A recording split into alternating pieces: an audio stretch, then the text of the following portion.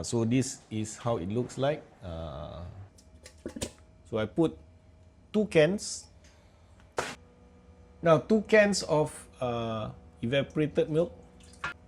Susu pekat dalam 1 cawan.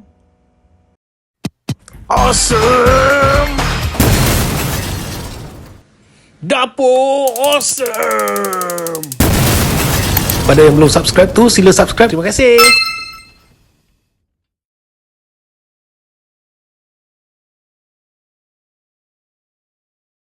Hai geng awesome. Hari ni aku nak share macam mana nak bikin puding jagung. Today I'm going to share with you how we are going to make sweet corn pudding. Now this is a very simple dessert, okay, that you all can try. So let's do it. Sekarang kita nak mulakan. Now we're going to start this. I bought this, the cream corn. Alright, this one. Ni yang jagung dalam cream okay. Jadi aku masukkan. So I put 2 cans. Okay, I switch this on to very low heat. Now 2 cans of evaporated milk. 2 cawan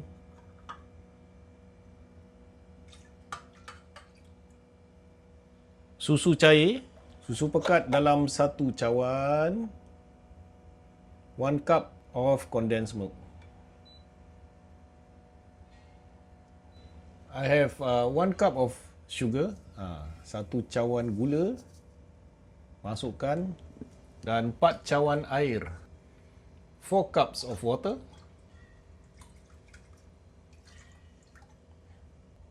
Ni kita kena kacau kacau. We have to stir this until dry. Now this one is custard. Powder. Ni tepung custard so I will put bit by bit and stir.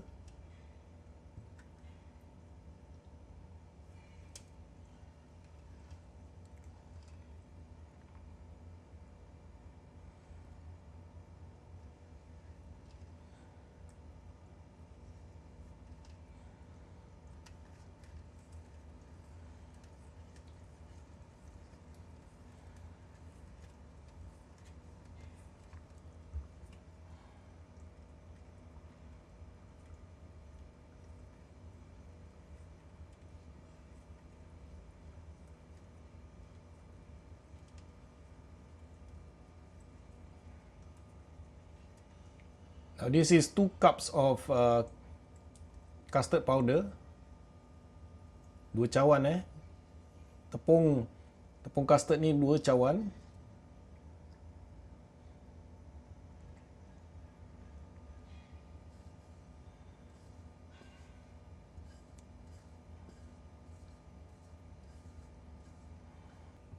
Kacau dia.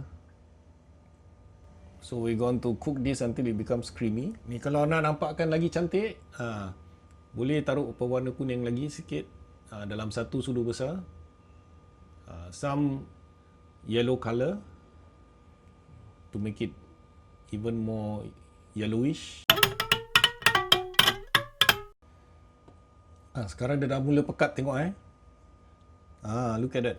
It start to thicken a bit more, then we can pour this into this container. Lepas tu kita boleh tuang dekat tempat bekas ni Tengok tu dah pekat jadi ni dah boleh matikan api. Can off the heat, switch off, and going to pour this into this. So this one I've coated with some butter so that it doesn't stick. Aku letak butter sikit.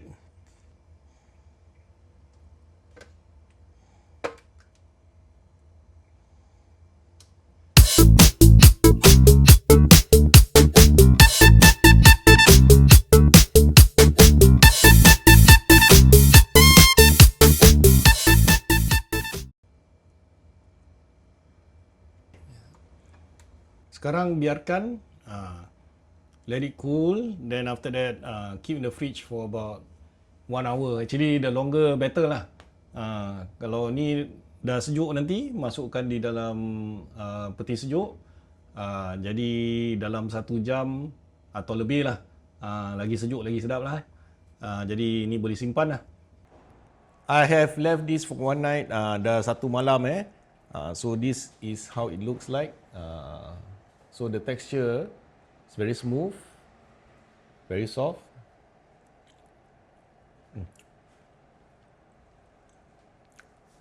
Best. So why not you try it yourself? Awesome! Don't forget to like, subscribe, and share.